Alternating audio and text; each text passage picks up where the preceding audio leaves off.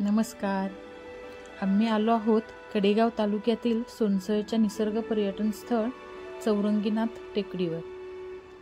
या टेकडीवर श्री चौरंगीनाथ यांचे मंदिर आहे. या ठिकाणी कराडवरून शेनोली मार्गे जाता येते.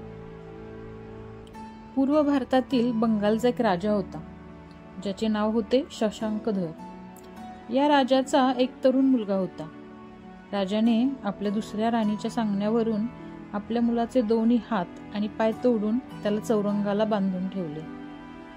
अशा अवस्थेत श्री मच्छिंद्रनाथ आणि श्री गोरक्षनाथ यांनी या मुलाला पाहिले. श्री गोरक्षनाथांनी त्या मुलाला आपल्या पाठीवर घेतले आणि एका पर्वतावर आले आणि एका गुहेत त्या मुलाला घेऊन गेले. तिथे एक मंत्र दिला आणि तपश्चर्या करायला सांगितले. अशा अवस्थेत त्यांनी 12 वर्ष तपश्चर्या केली. हा मुलगा म्हणजेच श्री चौरंगीनाथ महाराज. या ठिकाणी दरवर्षी खूप मोठी यात्रा भरते. हजारो भाविक येथे येतात. या निसर्ग पर्यटन स्थळाला सांगली जिल्ह्याचे मिनी महाबळेश्वर देखील म्हटले जाते. हा व्हिडिओ तुम्हाला कसा वाटला हे कमेंट करून नक्की सांगा.